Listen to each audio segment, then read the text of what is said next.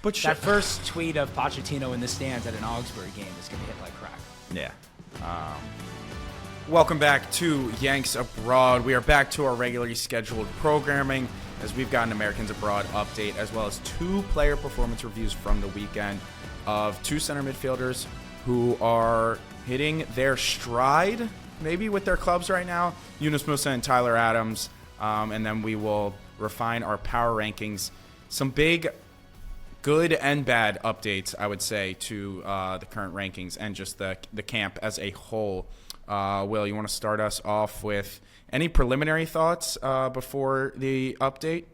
Yeah, I mean, 2 preliminary thoughts. Number 1, this has actually been a really exciting transfer window for the U.S. men's national team, which is kind of hard to say because like none of the big names have done anything. Right. But at the same time, like I think it's kind of cool the way that this is moving for us as a country. I think it's going towards a good direction. And then number 2, as you said, like Tyler Adams, Yunus Musah, 3 assists between the 2 of them this week. Tyler Adams, 2 assists in a Bournemouth 5-0 win over Nottingham Forest. Insane. Like the 2 most informed teams in the country going up against each other, which is crazy to say on its own. But exciting times for players who are probably right now looking like starting players in the U.S. men's national team. Definitely. 11. So, I mean, it's just some guys we've spoken about. And hopefully some more to come in this final week of the transfer window. Yeah. Just getting right into it. The transfers that have happened, John Tolkien, someone we spoke about a lot this summer with the Olympic squad, and someone who's probably on the edges of the U.S. men's national team at left back, got a move to Holstein Kiel in the Bundesliga from Red Bulls. That's a permanent transfer. That's a great move for him at a great age, 22 years old now, made his debut on the weekend. James Sands getting his second loan over to Europe, this time for St. Pauli, who are 13th in the Bundesliga. He played 90 minutes on the weekend. And Leonard Maloney, who we haven't spoken a ton about, but who was a major part in Heidenheim's success last year, getting them into the Conference League, actually made a transfer to Mainz permanently, who are 6th in the Bundesliga, and he's playing for them. So I think Leonard Maloney is kind of an underrated player who is out there like in a top 5 league who really is not getting a look into the squad. Do you think that is for any particular reason outside of he's playing in like a relatively competitive position? I really think it's that. He's really playing in a competitive position, and I'm not sure he offers anything that we don't have from the other players. Like Aidan Morris, to me, is one who I'd like to see maybe subbed out of the next squad for Leonard Maloney if he's going to continue to play for Mainz. And Morris only just got his first start in 2 months last weekend, so he's kind of fallen out of favor at Borough, so that would be one. And then there's some young players who have made a transfer. Gavin Beavers, who's a 19-year-old goalkeeper, has made a move to Brøndby in the Danish league. They're one of the biggest Danish clubs, so always looking for a goalkeeper, definitely one to keep an eye on. Moves from Real Salt Lake. And then U.S. youth national team defender Matai Akinboni, who made his MLS debut at 15 years old, is moving to Bournemouth.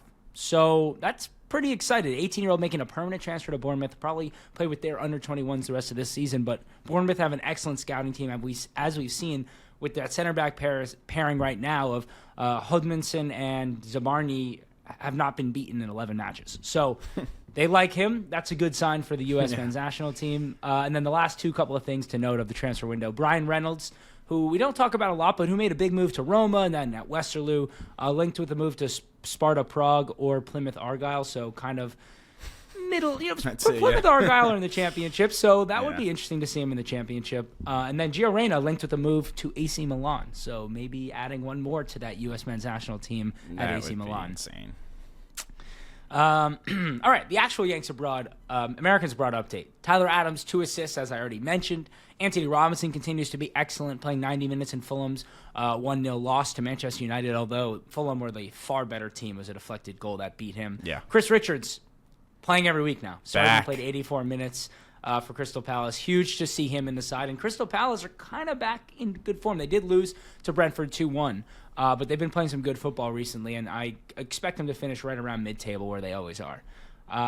Josh Sargent, his first start since coming back from injury, scored 2 goals, played 65 minutes in Norwich City's 5-1 win. The championship is his level. Really happy for him to have found that level. Seems to be thriving there. Noah Kai Banks, who we talked about last week, and you're going to hear this name a lot because he has already gotten his now full debut for Augsburg, started and played 77 minutes, and was probably the best player on the pitch, ended up in the Bundesliga Team of the Week for the week. Just an 18-year-old kid, 70 minutes, 52 of 53 passes completed. 7 of 7 long balls, made 11 clearances, and they did not let up a goal in that 77 minutes he played. So we didn't do a player performance on him, but I watched a 5-minute comp of him, and the athleticism is eye-popping. So I think this is a player you may see in March with the U.S. men's national team just because of the pure potential and the opportunity for Pochettino to get his hands on him. Staying in the Bundesliga, I mentioned James Sands. He started and played 90 minutes in a 3-0 win over Union Berlin. John Tolkien got his debut playing 11 minutes in a 2-2 draw with Wolfsburg. Johnny Cardoso is starting pretty much every week and playing 90 minutes this week in a 1-0 win over Mallorca. Christian Pulisic scored a penalty kick and played 90 minutes in AC Milan's 3-2 win. And as Casey will tell you about later, Yunus Musah started and registered an amazing assist, maybe one of the best goal contributions of his professional career. That came at a huge moment for AC Milan. Weston McKennie started and played 90 minutes. Mark McKenzie started and played 90 minutes for Toulouse in a 2-1 loss to Montpellier. Ricardo Pepi came off the bench and scored a thrashing goal for PSV in just 11 minutes. Every time the guy gets on the pitch, he scores. And then finally, of the good news, Alex Zendejas. I did this specifically for you, Casey, because I know you love him. Scored 2 goals and registered 1 assist in 73 minutes in Club America's win over Santos Laguna.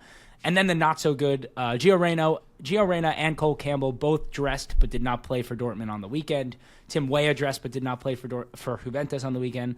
Tanner Tessman continues to dress and not play for Lyon. And then Malik Tillman. It looks like Malik Tillman is out for quite a while with a bad ankle injury. He's getting a doctor to look at it in Qatar, the same doctor that looked at some of Neymar's pretty bad injuries over the years. So don't have a timeline yet, but I'd say the March squad's in that doctor. Neymar hasn't played in 4 years.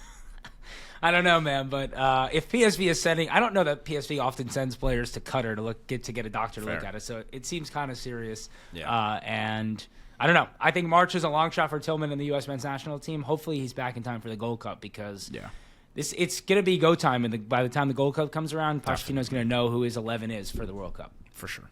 All right. Well, that is Americans Abroad, and let's get into the player performances. Tyler Adams against Nottingham Forest, who are flying high, as crazy as that sounds. They are looking like a Champions League club this year, and Bournemouth absolutely dismantled them, and Tyler Adams played a huge role because we know under Nuno Espirito Santo, he's going to want to get out in the counterattack, and that's where they score their goals. I mean, that's why Chris Wood's been on fire this year. But Tyler Adams was just so crucial in stopping that the entire match. And here's just an example of Bournemouth are in an attacking phase here. They've lost the ball. And as you can see, you got 3 Nottingham Forest players basically against Tyler Adams. You have another center back here, but Tyler Adams needs to stop this before it becomes a massive opportunity. And he actually does really well at, and something that I think he's gotten a lot better at in the last couple of years is he's not just running right at the ball. He kind of waits and bides his time. And as you can see, he kind of look at where he is now, right? He's basically in between this 2 cuts of grass. He hasn't moved. He's let this play kind of develop and waited until a kind of a looser touch happens so that he can take a step to the ball carrier and forces the ball carrier to go directly horizontal, which then, to me, is the crucial part of allowing now that 3-on-2 has become a 4-on-4. You've basically allowed Bournemouth 1, 2, 3, 4 to get back in numbers against 1, 2, 3, 4. He has to play this ball out here. This is, I believe, is Ryan Christie has the ability to chase him out here. These 2 players will get back with him here, and he's basically stopped the counterattack, which I think with Cardoso and Tessman, we don't necessarily get that out of either of them. Right. Another great breakup of play from Tyler Adams is just his physicality, which we're obviously incredibly familiar with.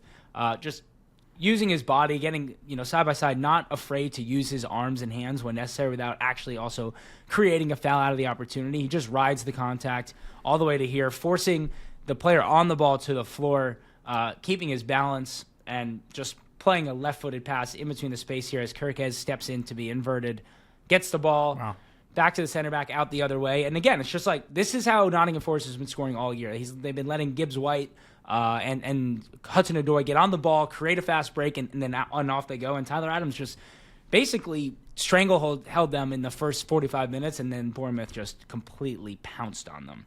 And then there was one more really nice breakup of play, I thought, from Tyler Adams. where he took a calculated risk, and I think he did a really good job of this throughout this match, which was not risking his positioning too often. But here, saw this pass. I believe this is Ola Aina who's about to make a pass into midfield here, and just gets to it before the attacker can get to it. Breaks up the play, just stops anything from happening from Nottingham Forest. And this was honestly one of the worst I've seen Forest play all season. They even against Liverpool, against Arsenal, at times they were really able to get out and create so much, and Tyler Adams played a huge role in preventing that for Forest. And then the assists. 2 assists for Tyler Adams in this match. First and foremost, this one is less about the assist, and to me is more just about him progressing as a midfielder. The assist is I think this is Hodgson picks up the ball here. Tyler Adams just steps into the space, allowing Semenyo, the attacker, to get forward, receives the ball here, and he just plays one simple pass between these two players to Justin Kluivert, who is standing just on the other side of the screen here. He's not on screen, but he's not far away. It's not a long pass. Kluivert runs with the ball for 50 yards and scores from there.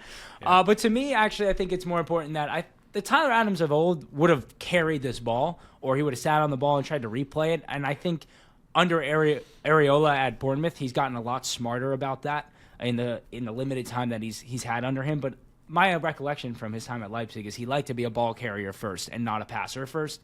And so I think that was most important to me. And Kluivert didn't need to shoot this.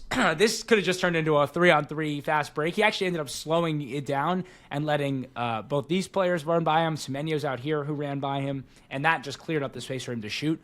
But it was more about the counterattack that Tyler Adams created on his own. Yeah. I think that's a good point, because when we're about to go to Yunus Musah, it's going to show some exact times where he chose to carry rather than just playing a ball that is more simple. Would have been, you never know what can come from it, aka this entire goal, which seems very simple. But yeah, I think that comes in the maturation process of decision making of when to carry and when to just let someone else do the work. 1,000%. And then again, I think this is probably my favorite action of the game, is his second assist, which just takes all of Tyler Adams' best qualities into one action of play. Again, reads immediately to step in here as the ball is played in, gets there first. He takes one touch. This ball is still moving towards him right now. This right foot's going to take one touch into this bit of space. Utara is going to just wrap around the back of the defender, and his next touch is just a perfect ball in behind this defender to Utara's foot, who just drives at the goal and scores. But to me, it's not even about the pass. Just the fact that the interception, he took a perfectly weighted touch into space. So he's taken out these 3 Nottingham Forest players, and then he just plays a perfect pass in behind. It's just really, to me, a very mature performance from Tyler Adams in a very, very big match for Bournemouth in their chase for European football against one of the best clubs in England right now. And I don't know. I think for anybody to get into this side at Bournemouth right now is a really tough thing to do, and Tyler Adams seems to be making that position his own. Yeah. I mean, it's amazing what he's doing for Bournemouth, but it's potentially coming at an even more important time when we 3 to 6 months ago talked about it would be tough for him to get into the squad with the competition at the position, and now you have to say, with the way Cardoso's consistently putting 90 in for a quality side in La Liga, he's in there, but he's probably earned the starting spot as of right now. And I think, to me, Areola plays more similarly to the way Pochettino wants to play than either Right. Tessman or Cardoso is probably suited towards. I think in an ideal world, he does have this uber athletic, Energizer Bunny type of number 6, but also somebody who needs to be technical and make smart decisions on the ball. But as we see Tyler Adams get better at that gives him a real chance at making that position his own again. Because, for 4 years, I think we'd all agree that he's the best 6 that we've had, and this is the first time where he's had competition there, and he's showing that this is a position that he wants to make his own. Right now, going into the March camp, which is, it's only about a month away before we're going to get that squad announcement, right. Tyler Adams is the most informed 6 probably for the U.S. men's national team. Yeah, and we just need him to, with it seems like a lot of our players, we just need him to stay fit. That's been kind of the biggest problem. But next up is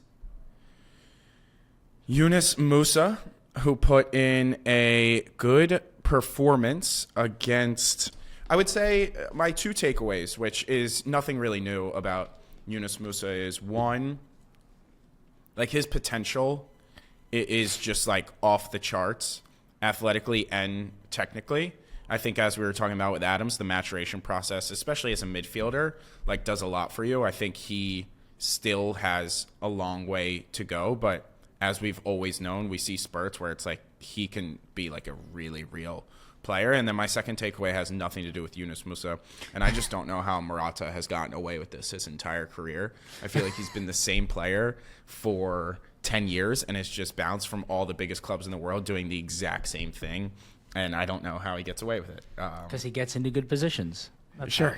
Yeah. I mean, that is how his movement I know, is and it's finishing crazy. his bottom. It's actually crazy. But anyways, we'll focus on the U.S. men's national team because I don't think any Spanish people need our help when they're winning Euros. Anyways. I guess he was the number 9 for them this summer. Huh? Yeah, crazy. Anyways. I got bet on him to win the Golden Boot. Anyway. Yeah, it's facts.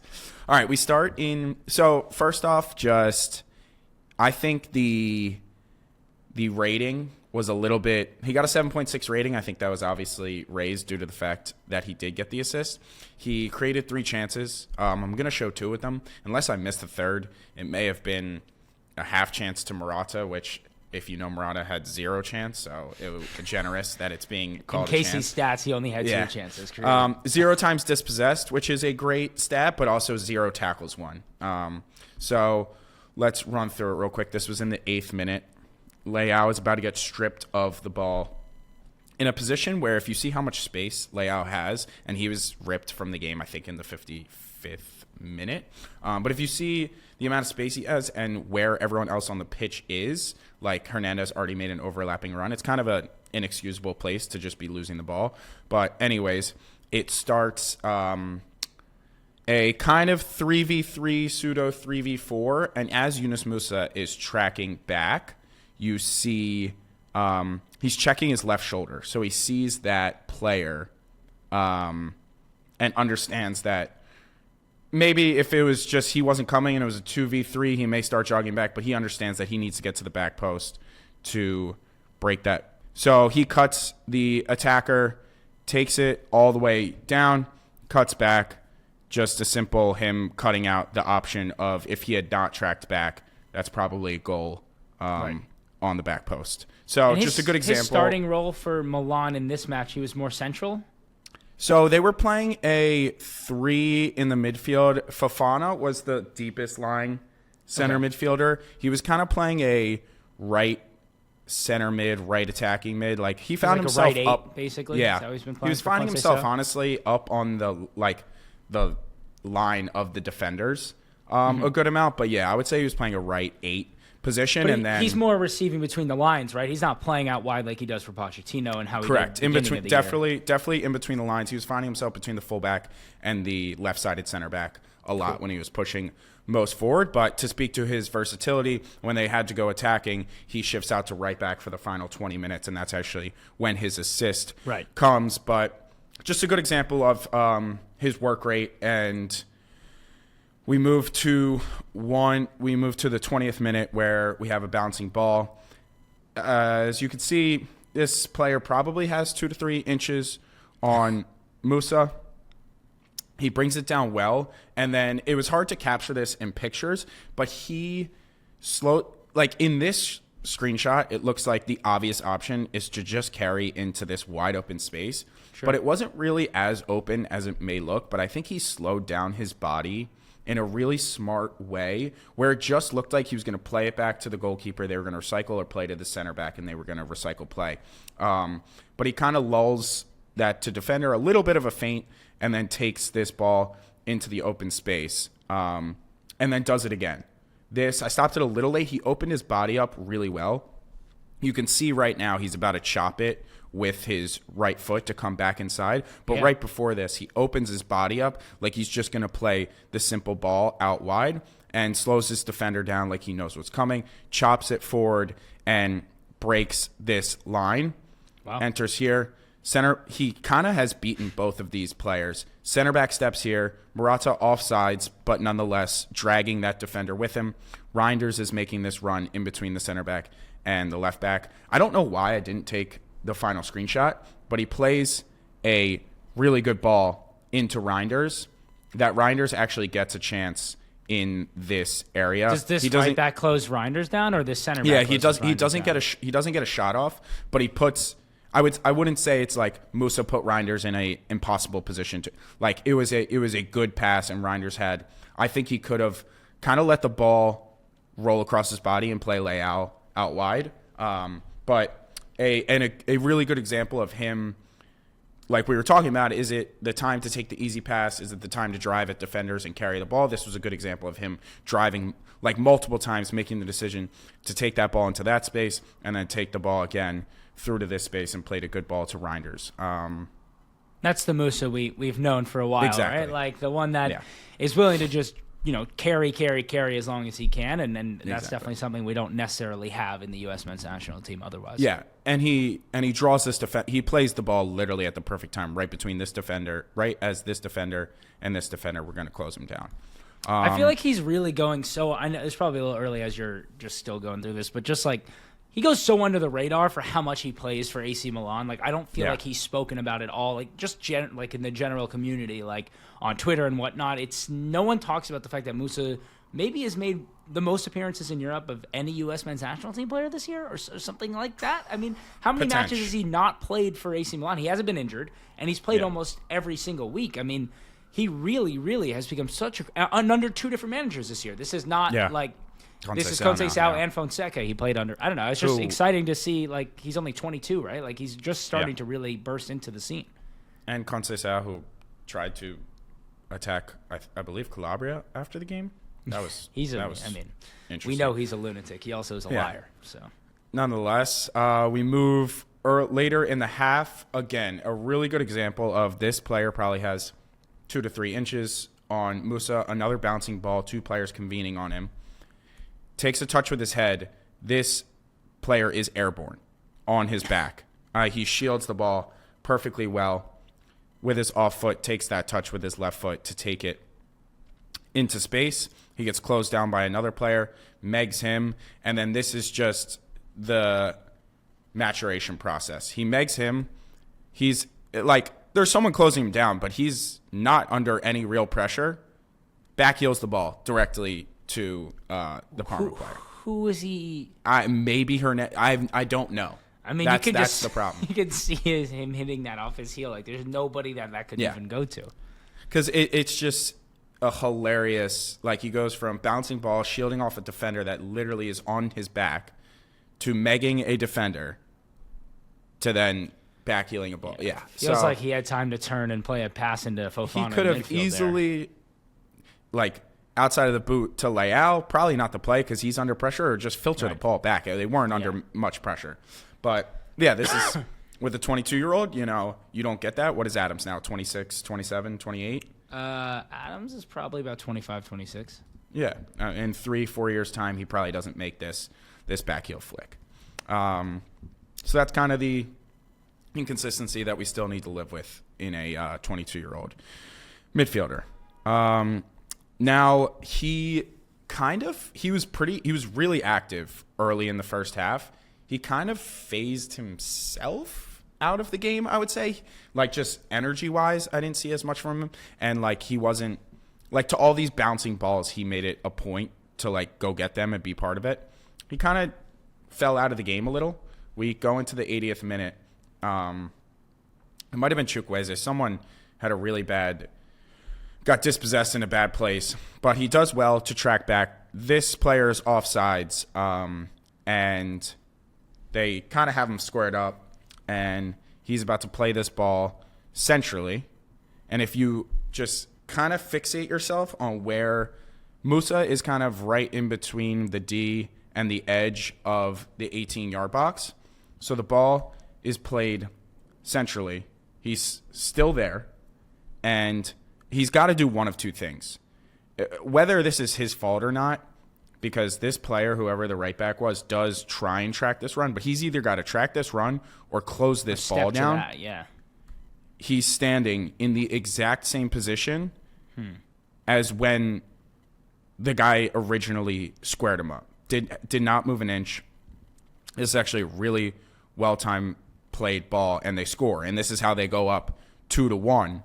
And if he had done either track this and make it a tougher ball so it has to go between 3 defenders, or just close the ball down so that the players playing the ball is under a little bit of pressure or the angle is cut off, whatever it may be, he did not move an inch through that entire play, and they score. So he's 80 minutes into the game. He just sprinted back to close this ball down, but it's just kind of like inexcusable to not make sort of any effort to. You kind of see those last two actions that you showed, this one and the back heel that went to no one, and it kind of makes sense why Pochettino maybe sees him more out on that right-hand side where there's a little less of both responsibilities, so you can still kind of get the best out of Musah and get him in those attacking areas, allow him to carry, allow him to be an outlet, but maybe not have the maturity and the level of discipline of having to play in the center of the park. 100%. Yeah, so the entire time you watch this is just like so much potential, but like we're just not there yet. Right. Then this is the final action of the game, and he makes up for it. Will teased it. Like one of the best balls I've ever seen. If you see the entire squad for both teams are on the left side of the pitch. Outside like of him, 18 people over Chukwueze, there. and these 4 players versus the rest of both teams. The ball played to him is actually behind him. He's going backwards. He immediately gets it out of his feet, sees that Reinders is making this run. I mean, he takes out 1, 2, 3, 4 players with one ball in the 92nd minute to tie the match. I screenshotted it here because I stopped it, and it was almost like a mistake because if you watch it in real time, it is the most perfectly weighted ball. It's crazy. In the entire world. So look at where he plays it and look at Reinders. Nobody touches the ball, and he is running full speed Reinders. He never has to slow up, despite what this may look like. He doesn't touch the ball until the 6-yard box. He doesn't. His only touch is the shot. Yes. He does not take a dribble. It is a one-touch finish. It is one of the sickest balls from here and it to never here. It never leaves the floor. It's just threaded on the ground. I mean, that technique is really what makes him an X factor. And again, why Pochettino is demanding to get him into the side, because that is just unbelievable technical quality that we have just not had at the U.S. men's national team maybe ever. Like, we have so many players who can do something like that. Like our maybe least important player in the 11. As crazy as that sounds, but like if you give us our best possible starting lineup and Yunus Musah is in it, he's probably our least important player in the starting 11, and he can add a little bit of quality like that. No, it's a joke of a ball. Nobody touches this ball. Go watch it if you haven't seen it. You got to go watch the video. It's crazy. Insane. And then they go on to win the match. He didn't have a part in the third goal. But, yeah, that's the Musah performance. It's nothing new, but it's great to see him make a decisive pass that gets them at least a point. They ended up getting all 3. But it's what we know with him. He's got to continue progressing mentally, almost importantly as technically and physically, if he wants to take that next step. But we know how important he is to the Poch system. We know that he's going to be in it, and the fact that he's getting in, like you said, 2 different managers almost every single week is equally as important. No doubt. It's really kind of almost super surprising of anything this season for the U.S. men's national team. I'm maybe most surprised by how much he's playing, and that's why I keep bringing it up. He was barely in and around the squad last year. After kind of breaking into Valencia, I feel like he's just not played that much top-level football. I know AC Milan's not in their best form in the last couple of years, but 2 different managers are selecting him pretty much every week. Yeah, I mean, and it's like they brought in Fofana, and then the fact that McKennie and Musah are both still getting consistent minutes. I mean, more Juventus, they brought an entirely new midfield And McKennie looked like he was being frozen out, and again gets into the squad. And AC Milan brings in playing right back and left back a lot, but yes. Yeah, true. But again, it's good. That's part of being versatile. Is good. Yeah, no, for sure. I mean, if the only way for McKennie to get into the Juventus side is to be versatile, I'm not going to complain about that. I mean, long term, probably not great for his growth, but that's true. And then finishing off with power rankings, no movement at 1 is still Christian Pulisic. He did not have his best match in this particular, but scores a penalty, which has been like a huge problem for AC Milan. Almost the entire season is like who's their penalty taker in that whole thing. So good on him. You know, he's never missed a penalty for club or country. I did not. That's impressive. How crazy is it that he hasn't been their penalty taker? Yeah, with so much inconsistency that they have at the penalty taking position. Slight movement for 2. Big jump for Tyler Adams, who goes to 2 on this list. As we talked about, he's playing fantastic, but a small slide for Jedi, who was 2 originally on this list. That's the top 3. In 4 is Musah. Pepe's back on the list at 5. Chris Richards moves up on the list to 6 now that he is consistently getting minutes. Josh Sargent, also a newcomer, back onto the list as it's like, he's got to be on the power rankings, but like it doesn't do anything for us. But like you can't not put him on for scoring 2 goals. I don't know. It's convoluted. Cardoso stays, I believe, at 8, maybe. But he continues to get 90 minutes. Weston McKennie at 9. And I had to put your boy Banks at 10. I feel like 10's always like a little... It's like if you play and we didn't expect you to play. Like Gio Reyna got in at 10 like last week because he played for like 60 minutes. Exactly.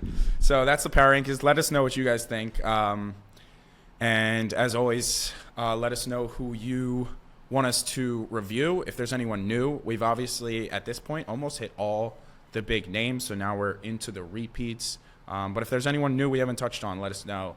And I got one last thing for you. Hit the like button. And Will, closing thoughts? Who's the starting 11 for the March camp for the semifinal and theoretically the final of the Nations League? Because keep in mind, let's talk. Keep in mind injuries. Balogun is not going to be there. I think we can guarantee that. I don't think Malik Tillman is going to be there, just based off of the reports. We don't know for sure. Dest doesn't seem like he's anywhere near back. So those guys are not in. And we didn't touch enough on the fact that Joe Scally actually does play every single week. And it's been really good for Mönchengladbach. So I don't know. He'll continue to play because he'll play in that little right center back role. I think the starting lineup is obviously Pepe, is obviously Musah and Pulisic. Ooh. Maybe Pulisic plays centrally and Weah starts out on the left side. Is my thought. And then you play Adams and probably McKennie. And then you go Jedi. I don't know. Who plays center? I think Richards. Probably Richards, right? Richards McKenzie, center back pairing? I don't know if it's McKenzie. Is it? But like, it's the MLS season's like not happening right now. So, I know like, you like Tim Ream's like not playing. Like I don't know that Tim Ream plays in the March. I mean, he's not playing. I mean, I know he was in this. That's. But like, I think you bring he has him to get the call. You bring him. You bring him for sure. I mean, we've talked about we want to see Richards McKenzie, so let's go Richards McKenzie, Scally, and then obviously Turner. And do you think Noah Kai Banks gets a call up in March? We have a month till the decision's made. Yeah, just about. Yeah, so I think if he's consistently playing, 100%, especially with, like, it's not like you're going to bring Miles Robinson, like the MLS, like you're not bringing guys who are not playing right now as your last. So, yeah, I think he could definitely get into it. I mean, I think it'll be tough just because Carter Vickers and Trusty are playing together like every week and in the Champions League together. It feels like they'll get the call up. But that first tweet of Pochettino in the stands at an Augsburg game is going to hit like crack. Yeah. Did you have anything different for like the front seven? I mean, I like what you said. I don't think Pulisic's going to start in the middle. I think you'll probably see Pulisic out on the left. And then it's a matter of is it like Adams, McKennie, Tessman? Is it Adams, McKennie? He seems to like Aiden Morris. He seems to like Usio, who plays every week. Yeah, I don't know if Adams and Cardoso can play together. That's what I was. I'm not really sure that they can. I think McKennie's definitely in the lineup. I don't know. Is Reyna gonna start? Maybe. No. He's not playing, right? So probably not. He was playing, and now he's not. I don't understand. I mean, they suck. So, and I haven't paid close enough attention, but I don't know what's going on at Dortmund. I mean, they're terrible. I mean, they just fired Sahin. Yeah. It's bad news. I don't know. I think John Tolkien will get in the squad, though, if he's playing for, if he continues to play a little bit, because Christopher Lund is horrible, and we need another left-back option. And Caleb 100%. Wiley, which I didn't even mention off the top, it seems like they're recalling him from Strasbourg. Like a week ago, that was a report. But really? They haven't actually officially done it, so maybe they're trying to find another loan place for him. But he's got like a bad ankle injury, so he may not play for a little while. Okay. All right, well, I'm excited to find out. I'm excited to get competitive matches. Again, it feels like it's been forever. Yeah, well, we had like September, October, November. It was so nice. We had so many. But the summer will be good. We got March. We'll get 2 matches, and then the Gold Cup run, which will be a lot of fun. Wow, the Club World Cup's also happening in the U.S., so a good summer of soccer here. Another good summer. I mean, and then if we keep stacking good summers to soccer here, it's got to hit eventually, right? Yeah, you would think so. All right. Appreciate you guys watching. We'll see you next week, and peace. See ya.